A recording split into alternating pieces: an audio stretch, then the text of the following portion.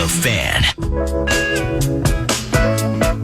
One half of the 2023 Program Password Invitational Finals are set. Corey Cove and Paul Charchian. The other half decided tomorrow at 1:15 when Lil B and Marnie Gellner take on Team Todd, sponsored by Carrie Limo, featuring Guardsy and Ryan Donaldson. You can listen to all the action right here on The Fan and watch the action live, KFAN.com, keyword watch. What's the text message situation at the Bradshaw and Bryan stable? You got anything noteworthy over there, Double B? I've got a handful of very to mild bitterness on the Twins. Okay. And a couple Vikings talkers for you, too. Yeah, well, with the Twins, I mean, it began, which doesn't matter how it began, when you got Looking Glass, some one-hit wonder terrorism with this nice little jam. Such a fine wine.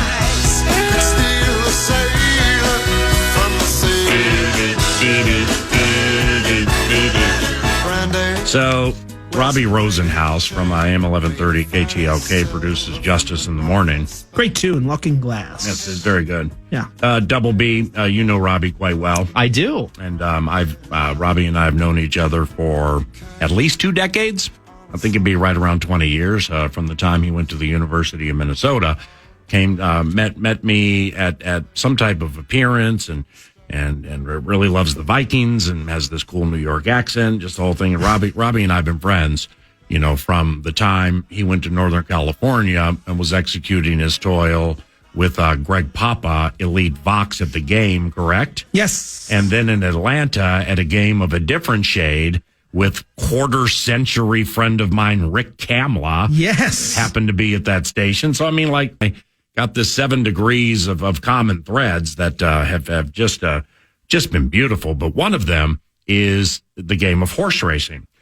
And Double B, have you ever heard of a former Major League Baseball catcher named Paul LaDuca? I've heard of Three Fingers Mordecai Brown. I haven't heard of LaDuca. Okay, well, Paul LaDuca came into MLB in 1998 with the LA Dodgers. And he spent 7 or 8 seasons with the Dodgers, a couple with the Marlins, 06 and 07 with Robbie's METS, Mets. Yeah. Then back to the Marlins. He finishes with the Ratty Natties in 2008. Where in 2000, let me see. So, I mean, he had 90 RBI in 2001 for the Dodgers, but whatever. But here's the point. Paul LaDuca is going to be at Canterbury Park this evening. And he's part of the FS1 team? Yeah, it's going to be on FS1 tonight. Okay. Andy Surley and Acacia Clement will be back in studio in New York. Okay. And Paul LaDuca will be out here at Canterbury. Bro, how about that? I mean, yeah. I've called races at Canterbury for nearly 3 decades, and you had more in-depth intel than I had with, like, who was going to do a So we have what's called the Northern Lights Turf Festival this evening. And we have 5 wonderful stakes races, trainers who train horses who run in the Kentucky Derby. Those trainers have horses in Shakopee for this evening. There are riders like Florent Giroux who ride in the Kentucky Derby and Breeders' Cup races. And we got, along with our own wonderful stable of like Harry Hernandez and Lindy Wade and some others, we have some big-name riders from around the country who have descended upon Canterbury for this evening's Turf Festival. I've never heard anybody as excited to meet somebody as I just heard Robbie Rosenhaus between segments talking about meeting Paul LaDuca. Now, I'm not going to say Paul LaDuca was Benito Santiago. It wasn't a cross between Benito Santiago, Pudge Rodriguez, and Carlton Fisk, but he also wasn't Biff Pocoroba or Johnny Walkenfuss. He's somewhere in the middle. But for somebody to come barreling, with all due respect, into the 651 Carpet Studios, I mean, literally, I'm like, and for the best deck of your life, it's timbertech.com. Mic goes off. Door opens. Saloon passage in play. Comes busting through like Doc Holliday. I always love that one. And I'm not going to try a New York accent, so I'm just going to do it the way Charch would say it if Charch were Robbie Rosenhaus. I can't believe Paul LaDuca is going to be at Canterbury tonight, and I can't wait to meet Paul LaDuca. Did you ever see a catcher get two guys out on the same play at the same time ever? And I'm like, brah, Paul LaDuca, man, this ain't Carlton Fit. I mean, we ain't talking about Thurman Thomas or Thurman Munson, God rest his soul. Yeah. Not even Rick Dempsey or Butch Weinecker. No, it's Gary Carter. It's Paul LaDuca, which is super cool. All right, that he and FS1 are in the cornfields tonight. Yes. FS1, if I were you, with all due respect, I'd start looking for FS1 now. I always love that one. On your Comcast or satellite channel guide. Start looking for it now. I always love that one. Because it sometimes it can be hiding. Why are you so excited for Paul LaDuca this evening? Well, the 2006 Mets were they were the best New York Mets team of my lifetime. They won the division by 12 games. Mm-hmm. They ran roughshod over the National League with a lineup featuring Jose Reyes, Carlos Delgado, Carlos Beltran, David Wright. It was a monster lineup. They had a really good rotation. They had Pedro Martinez. They had Tom Glavine, a former Brave.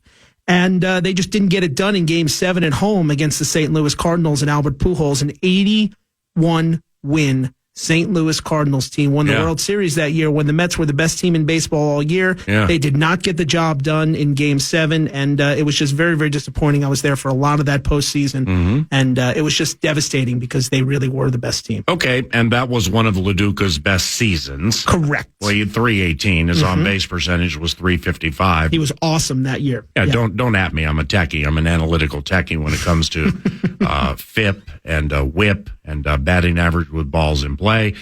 But with the 06 Mets, the way you just described it, and you being from New York City, let's just call it Jamaica, Queens, where what, is Harlem not available? No. Flatbush? Also where St. John's is located, Jamaica, Queens. Is it really? Yes. Rick Pitino will be Chris coaching. Mullin, go crazy. Yes, Mark Jackson. Malik Sealy. Yes. Let's keep going back and forth. Felipe Lopez. Bill Wennington. 3.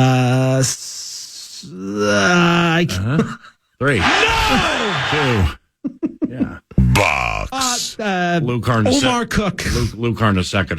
Lou Carnesecca with the sweater. Yeah. But this, you being NYC, born and bred, maybe it's Greenwich Village. I don't know where it is, but it's the NYC. Yeah, you know. Wait, you have meshed beautifully with Paul LaDuca being at Canterbury Park tonight on FS1. He'll be reporting live from Canterbury Park in Shakopee, Minnesota, for the Northern Lights Turf Festival.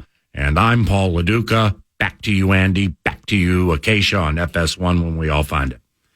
You have meshed Minnesota fandom, which is you, with a fair amount of your wagers that I've been right next to over the last 4 months with the 2006 Mets.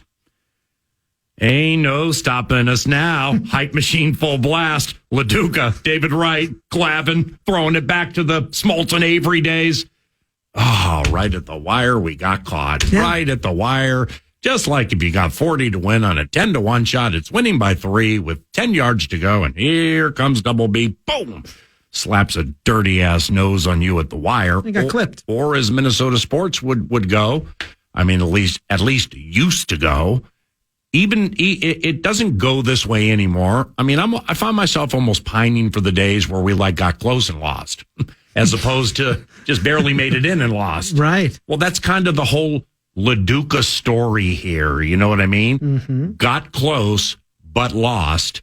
What are you going to wear? I mean, you can have somebody pick out an as. Your mom going to lay your clothes on the bed. I got to go through the Paul LaDuca night tonight. I got to go through my litany of Mets jerseys: Doc Gooden, Keith Hernandez, Darryl Strawberry, Gary Carter. What about Mookie Betts? Mookie Wilson. Mookie Wilson. Kevin Mitchell. Mm-hmm. Roger McDowell. Okay, Rick Aguilera also pitched for the Twins. Who? If we're going to try to go back and forth on Mets, it's over. You're minus 420. Yeah, but I'll give it a try. Eliminate all the others that you just mentioned: Pete Alonso, David Wright, Frankie Lindor, Jose Reyes, Brandon Nimmo.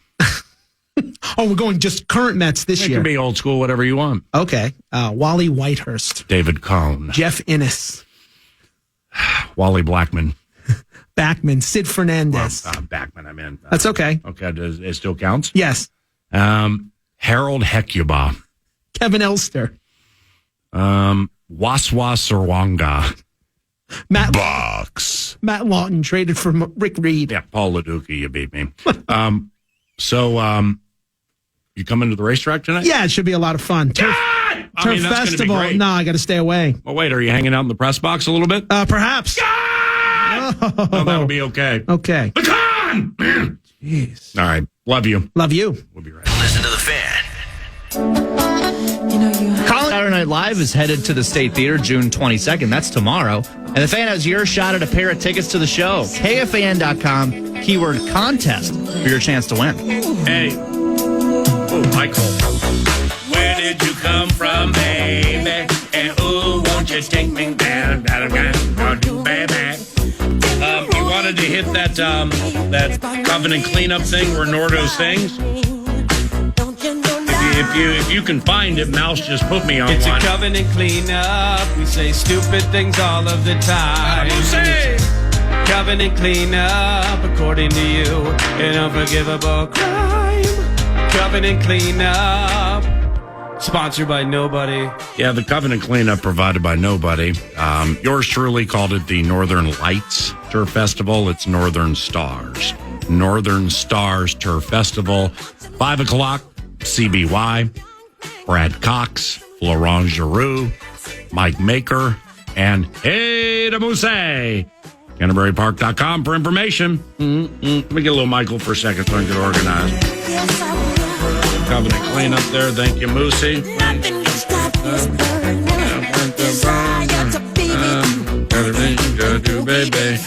What's Abbott want me to retweet?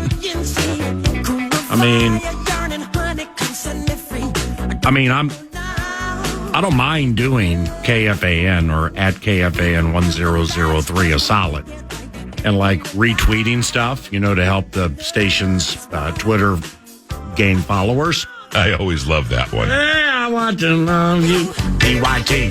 But, the PA podcast playback. That's right.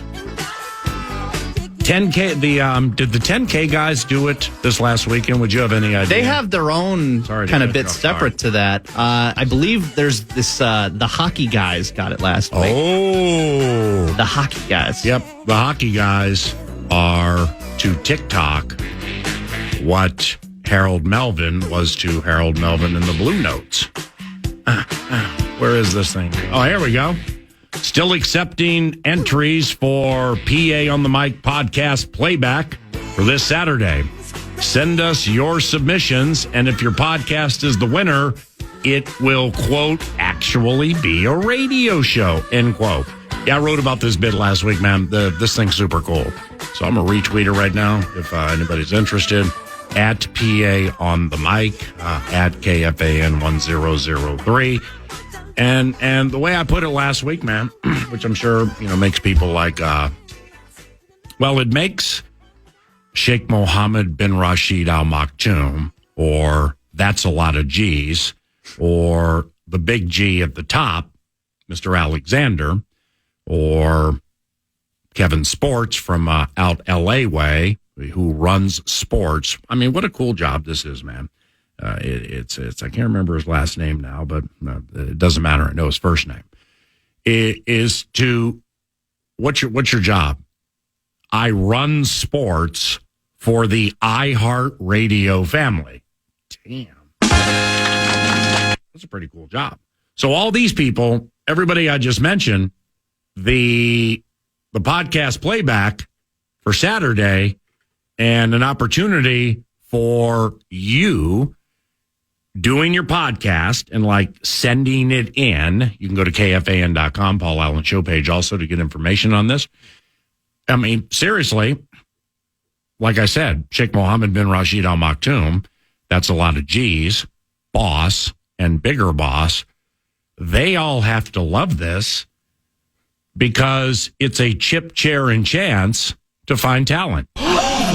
Meanwhile, we got those of the Double B variety, Young Maxwell, Zach Halverson, some produce. I don't know who we have, but they're like, mother. Oh my gosh. You know what I mean? I mean, what if somebody rolls up there with a PA podcast playback. And like on a Saturday at 2:00, they're doing a sports update, and it's like KFAN sports update time, 2:03, and I'm so-and-so. Here's the Fan Travelers forecast.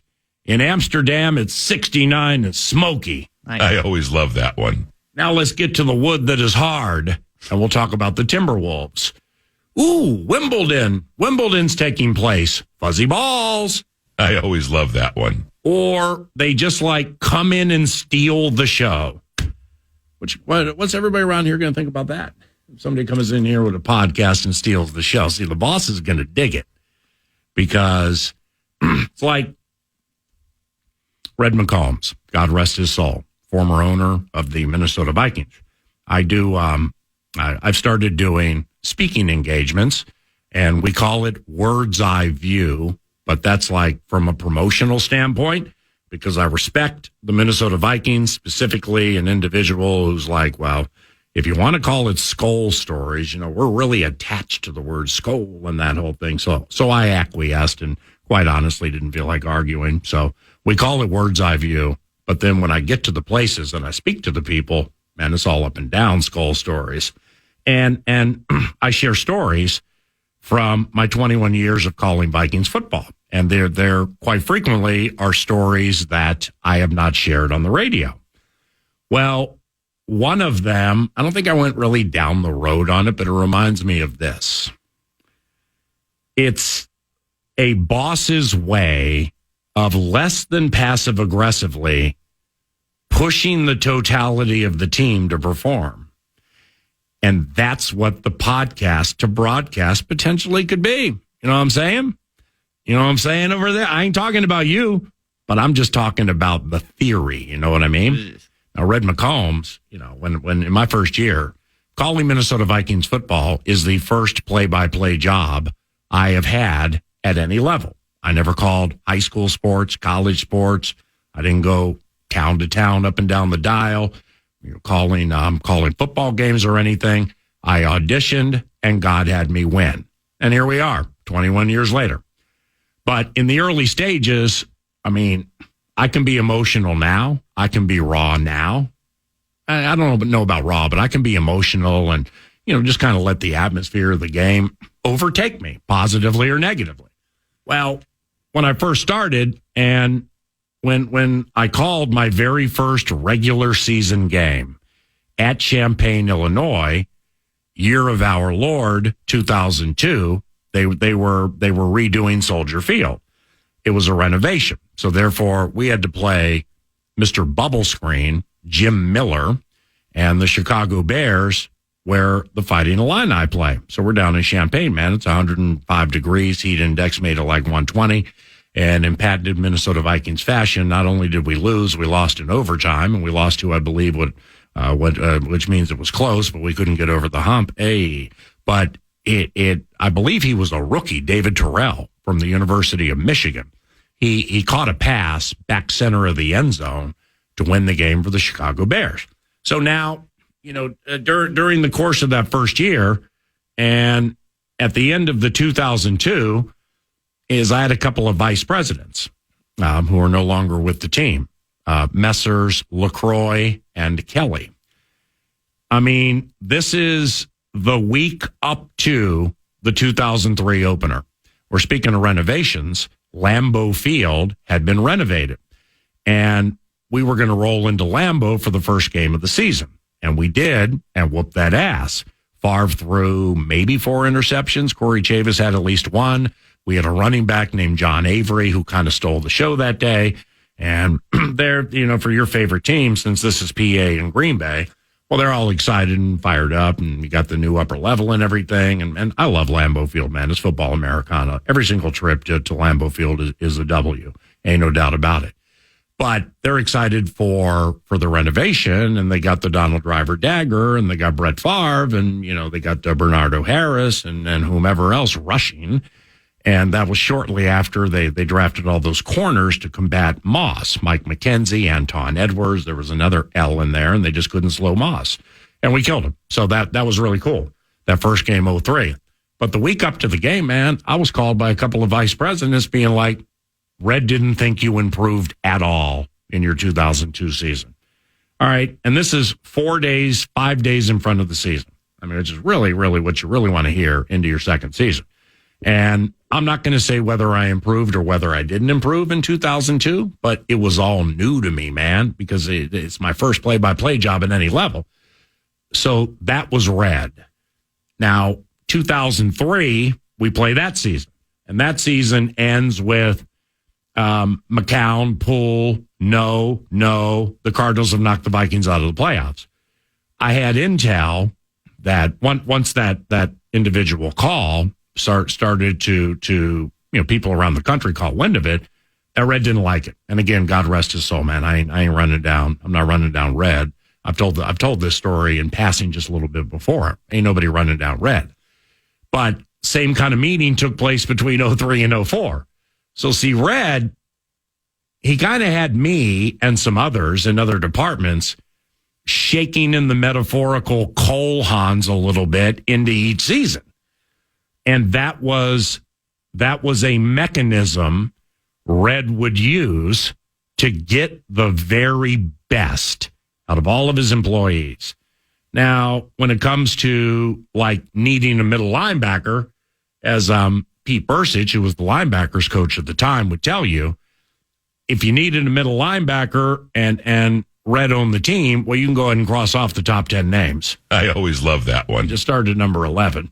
Mr. Brzezinski. When you start negotiating with MLB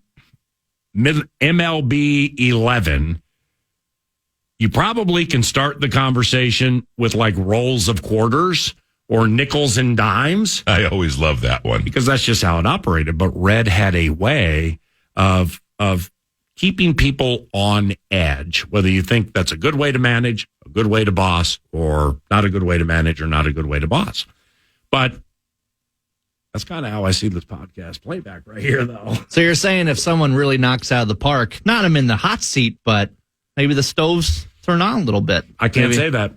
I mean, I can't. I sure hope not. I can't say that, but I'm telling you, if you go to at KFAN 1003, or if you go to the Paul Allen Show page at KFAN.com, then you have an opportunity to submit your work, your podcast. I mean, I don't exactly know what goes into the particulars here, where it's like the 10K Takes boys. All right. I'm going to be doing some work with them coming up pretty soon at Canterbury Park, where I think I'm trying to encourage him to call a race at Canterbury Park. But what we'll do is we will build it up via social media with you being up in the box. I call races from the winner's circle. Yeah, I like when fans are around me, kind of like when I did those wild games where it's like, yeah, I'll do these games, but I ain't doing it in the press box. I don't need 40-year Vancouver Canucks beat writer guy looking up at me going, who the F is this guy who just yelled, Andy's loose? I don't want to deal with that. It's too quiet up there. I don't feel like dealing with that. So I'll do these games, but we need a suite. And we need 20 to 40 people to be in the suite. And I want to be in their midst because it's a game and it's a broadcast, but there's also a performance aspect of it too. And I like to have people next to me when I'm calling races at Canterbury. A lot of people come up to the booth. Likewise for Vikings games, I like to have people, standing between Poopy Dave and I, or Poopy Dave, Gabe, and Pete. It's I don't know, man. It's maybe I'm weird that way, but I just find that it brings out the best in me and my focus. Well, the situation with the podcast playback is that if I say this is my first radio show I've ever done in my life, and it started in 1998, copyright Dan Cole, the Common Man, temporary layoff became permanent payoff when Jesse became the governor, then as DA in Scooby. All right. It's the only radio show. Well, for 5 years, I did a Saturday morning show for Sirius NFL Radio, but I did it here from what was Clear Channel then, but the iHeart family. Get here about 6:15. Dean Dalton, former running backs coach for the Vikings, he'd meet me here, and we would do 7 to 10 a.m. on Sirius NFL Radio. It was called the Weekend Kickoff. So outside of that, which was an ancillary side piece, this is the only radio job I've had in my life. And I didn't go to college to get it. I didn't go around the country to get it. God opted to put me here for whatever the reason in this job with basically no experience except it's the flirty 1130, AM 1130, KFAN, Van Traveler's Forecast. In Amsterdam, it's 69, smoky. Jan and Barrero coming up next. Okay, so just know that, okay, about how this individual career started. With racetrack announcing, I had called maybe 250 races into a tape recorder atop 2 racetracks, Santa Anita Park and Hollywood Park, where SoFi Stadium is now in Southern California. I did that under my own volition. I'm like, the announcer here, Trevor Denman, the South African, he's the bomb. And away they go. They need to sprout wings to catch this one. I just fell in love with him. So I'm like, you know what? I'm going to take this microphone and this tape recorder. I'm going to sit all the way down the stretch at Hollywood Park, and I'm going to call these races. Well, then a job opened in San Francisco, and I went up, and God had me win that job with no experience. I just had my tape recorder, and then, I had to bug the boss, the track president, Jack Liebau. He told me no. So then I tapped on my parents for another day of motel, hotel, Holiday Inn in Northern California. I came back, and I just hit play on my tape recorder right next to Mr. Liebau's ear. And I said, can I at least get a crack at this thing? So he said, okay, you got binoculars with you? As a matter of fact, I do. You're calling races 7 and 9 today at the Bay Meadows Fair. And all right, so through that, God had me win that job with no experience. We talked about radio, and the play-by-play job for the Vikings is in 2000, there was something called the Cybercast because the Vikings were carried by 830 WCCO, part of the CBS family, I believe at that time, and I think they still are. I'm not sure. But the .coms around the world, a lot of Vikings fans around the world wanted to hear Vikings football. So the Vikings went to their flagship CCO. CCO was like, CC, no. We're not gonna do this. So this lady named Terry Hummel, along with Vice President Mike Kelly, they came to KFAN and they're like, we're taking an L on this .com thing with the flagship. Would you guys like to do it?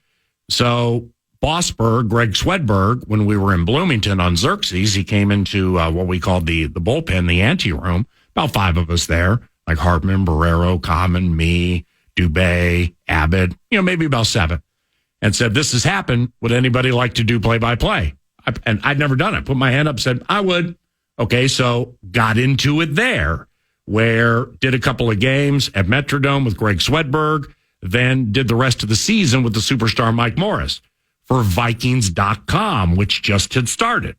I mean, Abbott and I are at the Silver Dome in Pontiac, Michigan, in a suite in the end zone that was empty. That was the only place we could call the game. And he's having to get, for crowd noise, I mean, he's 15 feet in the air, unscrewing a vent to get the microphone through it, and then like taping it with duct tape so it stays where it's supposed to be, puts the vent back on.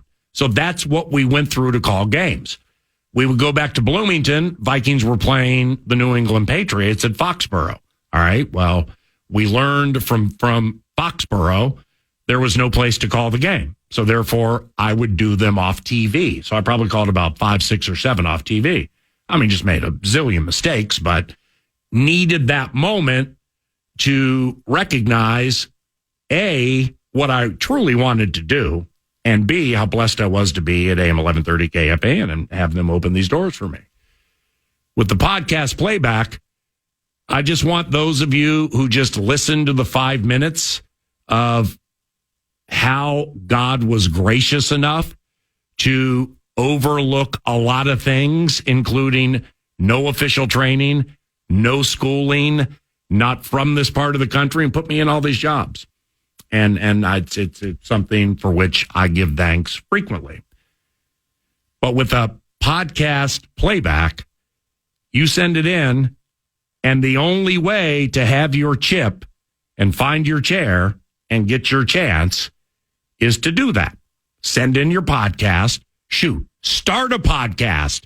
If you think you can put these headphones on and then hear yourself, which is weird for some, and then, it sounds good and you got some good takes and you've opened some eyes and then start talking about advertising and clipping penalties and perceptuals and procedurals and straddling and just everything that goes into FM 100.3 KFAN, men 25 to 54, or really men and women 25 to 54, being one of the dominant players in talk radio in the entire country.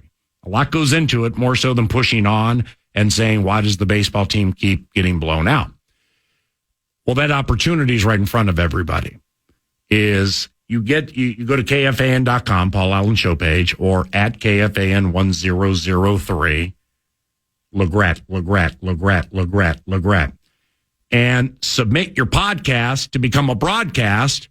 Bosses are happy because it puts pressure on ancillary individuals here, all of us really, to improve, but it also is your chance to jumpstart a career. And I think that's absolutely beautiful. So once again, Chip Chair Chance Radio. Maybe that's the name of your podcast. KFAN.com. It's the Paul Allen Show page, or at KFAN 1003. KFAN, The Fan.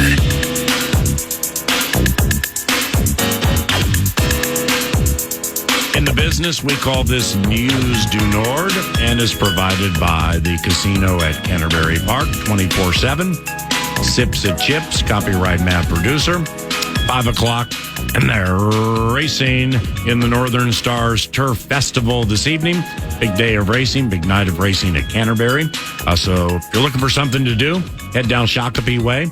Check out the casino at Canterbury Park, or say hello to yours truly during the 8-race package this evening, with hundreds of thousands of dollars available in purse money and some really good horses and wagering opportunities. CanterburyPark.com.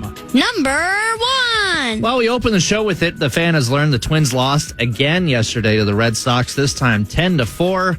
Bailey Ober gets the loss, going 6 innings pitched, 8 hits, 3 earned runs. The Twins are now 2 games under 500, 36-38, somehow still in first place by a game over Cleveland.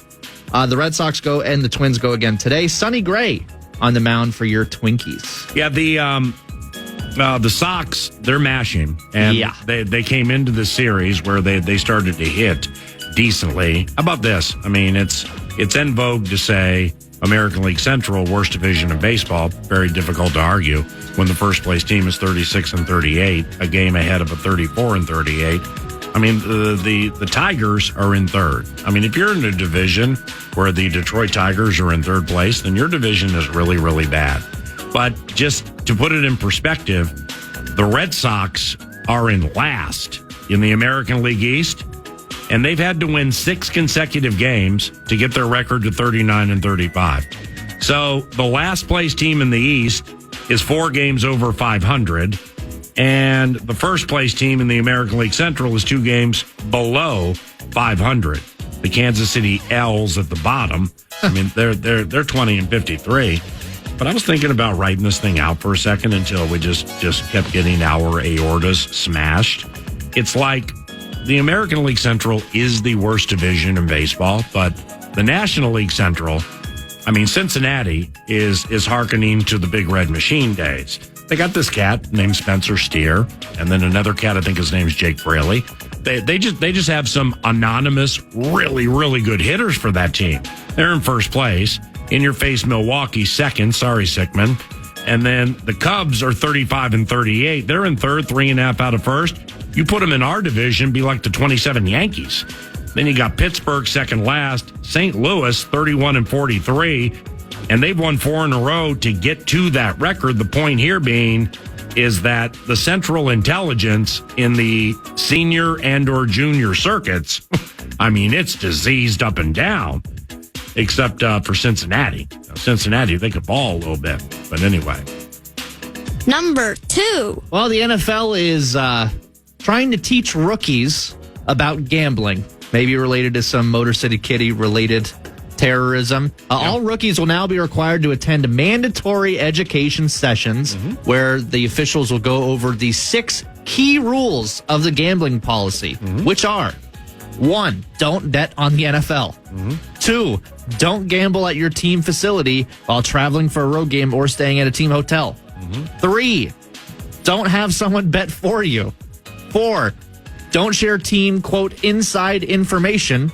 5, don't enter a sports book during the NFL playing season.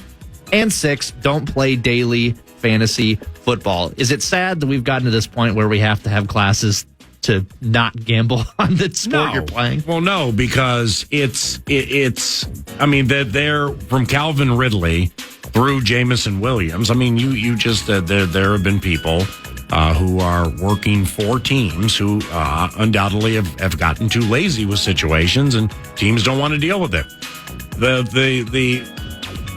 What I would question, or what I would bring up right now, Double B, since it's PA and Green Bay, is what about the offseason? So, say I'm a player for the Minnesota Vikings, and in the offseason, I live in a state where sports betting is legal. So now contractually, if I have signed something that says around the clock 24/7, you are not able to do A, B, and C.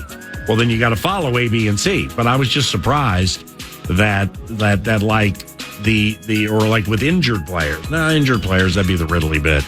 But that there was just not more specificity when it comes to off-season and states where stuff is like legal.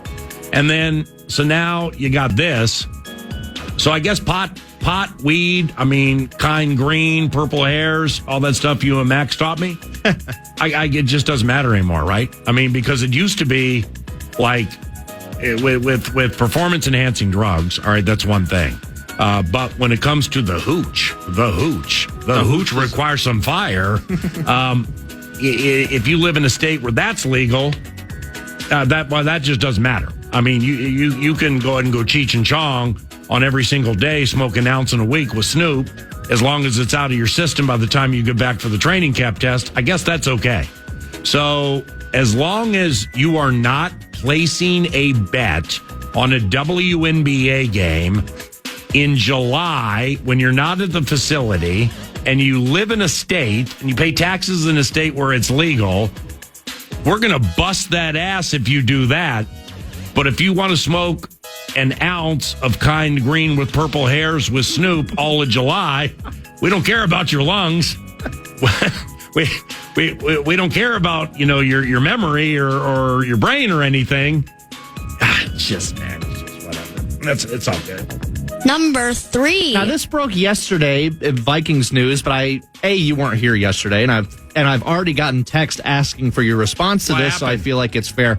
So this came out via Jeremy Fowler of ESPN, who said the Vikings are in, quote, no major rush to extend Justin Jefferson. Quote, he's only 3 years into a rookie deal that has 2 years left with a 5th-year option, so not in a major rush to do it right now. Your thoughts on that, and do you think it could lead to a... But where's the story? I mean, I've known Jeremy forever. Yeah. If Jeremy still lived here and covered the Vikings like he did, I think, for ESPN and or the Pioneer Press, he would shop at Hammermade because, like, Jeremy likes those like skinny pants and like the skinny shirts and everything. I haven't felt my ribs in 30 years. So there are things from Hammermade that I get, and specifically when my main man Willie Horton is working at the Hammermade Galleria, then we got to stop by and say hi to Thrill. Erstwhile Black Spade is his nickname because he's really, really good at Texas Hold'em. So this is not an affront on Hammermade's clothes. I'm just saying, Jeremy, man, he's like tall and thin and would fit in those Hammermade clothes just beautifully. So I know Jeremy from his time here. But Jeremy's very good at what he does. Jeremy has an in to the Minnesota Vikings that I don't believe Jeremy had a couple of years ago. And this is not to disrespect said scribe's wherewithal, tenacity, or bulldog nature in uncovering stories. But it's like right after the season or shortly after the season involving Dalvin Cook, we would get stuff locally, but then Jeremy would come over the top with some like heavy stuff that ended up being accurate. He was dead on it. So now, he's like, the Vikings are in no hurry to get things done with Justin Jefferson.